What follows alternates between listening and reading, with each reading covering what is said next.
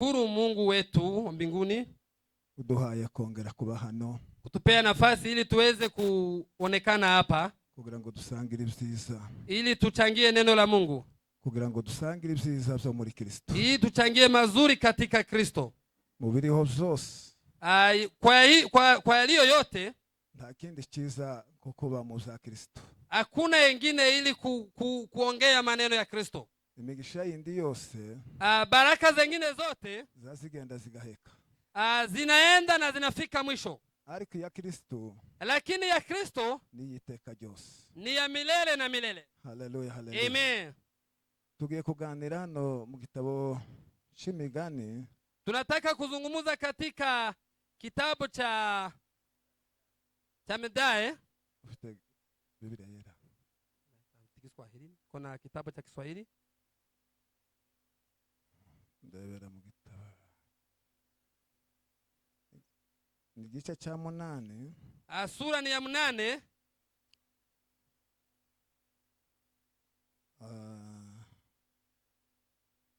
Ufite Biblia yera dufatikanye kuko dufite n'Igiswahili hano.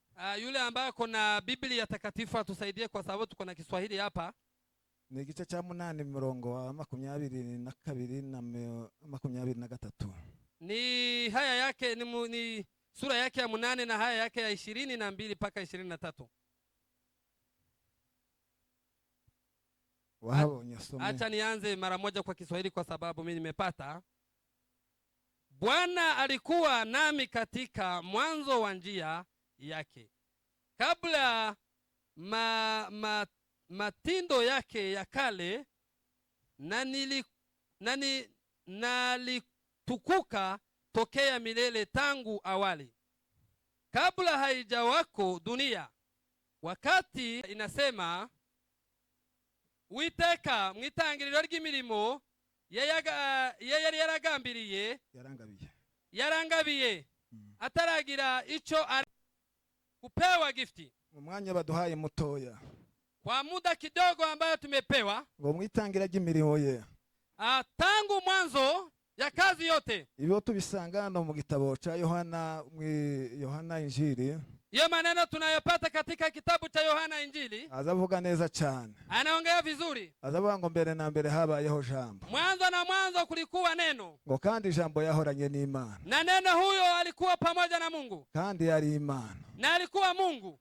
Naho niho dusanze havuze alibarikiwa, yaragabiwe, alipewa gifti, ariko nawe waragabiwe, lakini na wewe ulipewa gifti. Hallelujah. Amen. Kubzo icyakuzanya hamwisi, yale aliyokuleta hapa duniani. Sinzi nimbuza intego.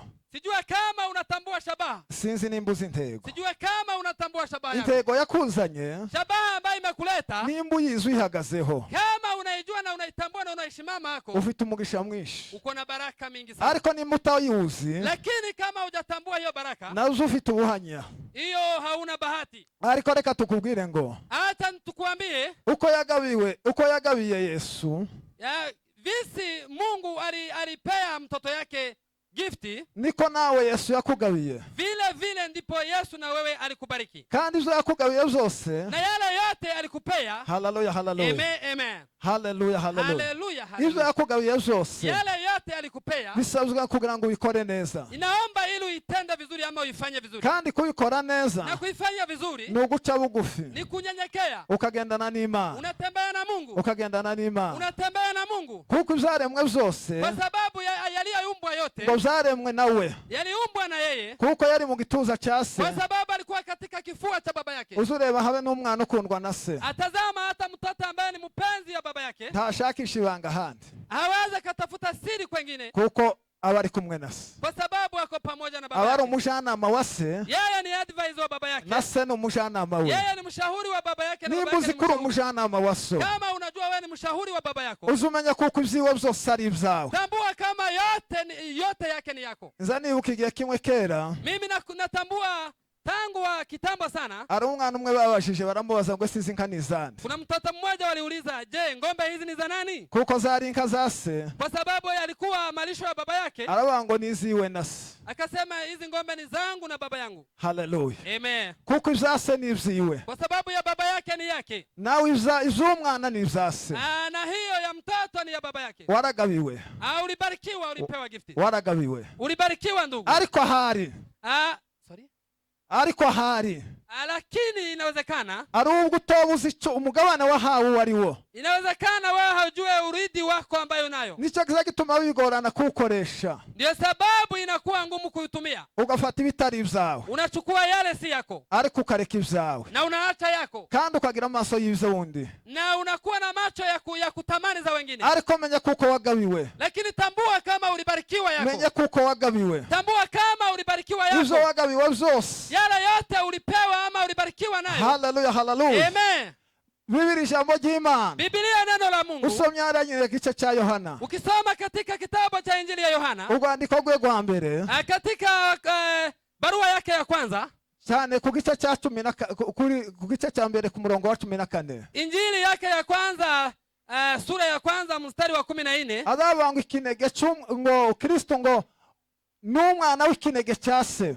hapo Biblia inasema Kristo ni mtoto wake wa pekee wa baba yake. Kuko yavuze ngo mbere na mbere habayeho jambo, Kwa sababu walizungumuza mbele na mbele kulikuwa neno, kandi uwo jambo yahoranye na n'Imana, huyo neno alikuwa akiishi na Mungu, kandi yari Imana. na alikuwa Mungu. Uko yaza yivuga uko ari kose, Hapo alikuwa akijieleza vile vile alivyo. nicyo cyatumye atagira n'ubwoba Ndio sababu hata hakuwa na oga mu bintu byose yakoraga, kwa kazi yote alikuwa akifanya, kuko yabikoranaga na se, kwa sababu alikuwa akifanya na baba yake, kandi yari azi ko ivyo yamutumye azabikora neza. na alikuwa kama kazi yote ama mission alikuwa amempea ataimaliza vizuri. Nicyo gituma nawe ivyo ukwiriye gukora hano, Ndio sababu na wewe yale unapaswa kufanya hapa, iminsi utijwe ahangaha, siku ambayo umepewa hapa kuwa hapa, iminsi uzamara muri uru rusengero, siku ambayo utamaliza katika kanisa hili, iminsi uzamara mu muhamagaro wawe, siku ambayo utamaliza katika utumwa wako ama mwito wako. nicyo cyatuma ubikora neza. Ndio sababu ufanya vizuri, Kandi iyo ubikoze neza, na ukifanya vizuri ugendana n'Imana, unatembea pamoja na kandi Mungu, wakorera Imana, na hivyo unatendea Mungu kandi kazi, Imana yo na Mungu pekee izi kwishura nkuko bikwiriye, yeye ndiye anakulipa Kuko ile ile- inafaa, kuko iyo yari yo yakugabiye.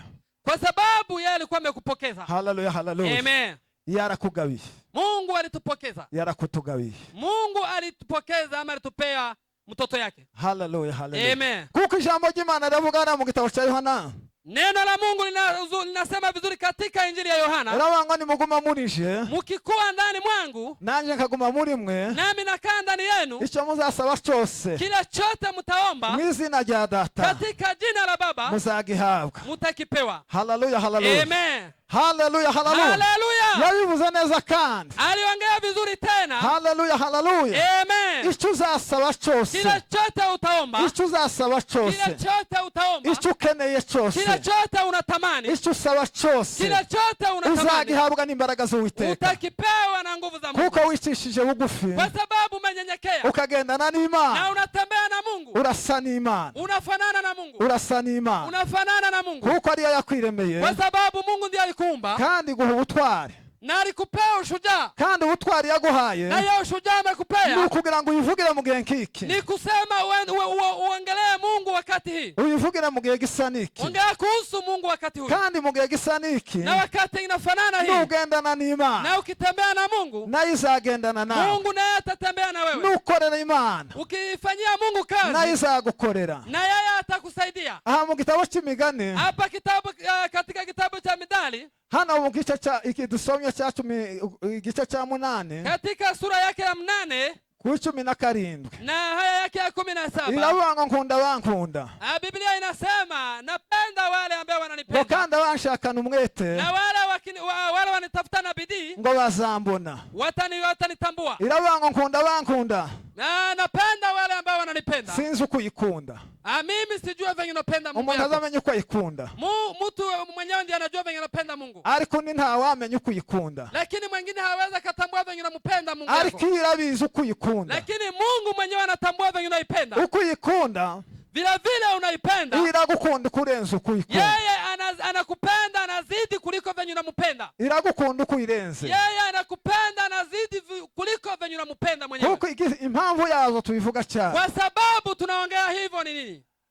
Reka twakubaza ngo Tunaweza kuuliza, je, umwuka w'ikige guhumeka urangana ute cyangwa upima ibigega? roho ambayo unapumua, yani uko na hiyo stoke gani, inalingana aje? Ninde wabimenya akaduha icyo gisubizo vuba? Nani anaweza kutambua kiwango cha roho ambayo kila mtu anapumua, ama ile roho ambayo unapumua?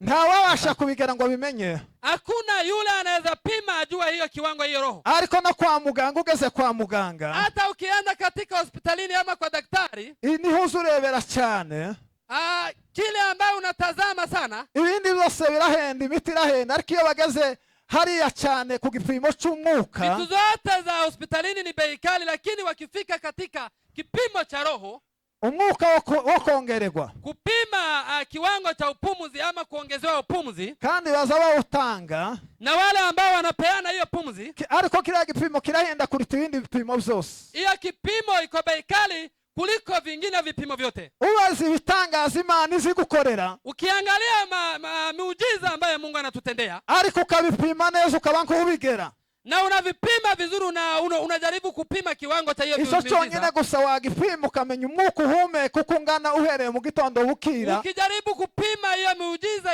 ya pumuzi kuanzia asubuhi paka jioni, bugacha bukira, na jioni paka asubuhi, nta gipimo wabona wabigera, hawezi ukatambua kipimo hicho. Ariko kwa muganga, lakini kwa daktari, iyo bagushize kuri kiriya gipimo, wakikuweka katika kipimo hicho, kiriya gipimo gipima, hicho kipimo kinapima, ariko icyo kizacongera, kinaongeza, kikongera usanzwe, kinaongeza yule wa kawaida, ariko kandi lakini pia uwo bagikuyeho, yule ambaye ameondolewa hiyo kipimo, amafaranga arongereka cyane. Wakienda kumlipisha ama kumupea bili, anapata ni bili iko juu ama pesa ni mingi ya malipo. Ariko yaduhawe kubw'ubuntu. Lakini Mungu wa mbinguni ametupea kwa bure, kwa neema yake. Yaduhaye kubw'ubuntu. Alitupea kwa neema. Hallelujah. Amen. Barizo bitangaza.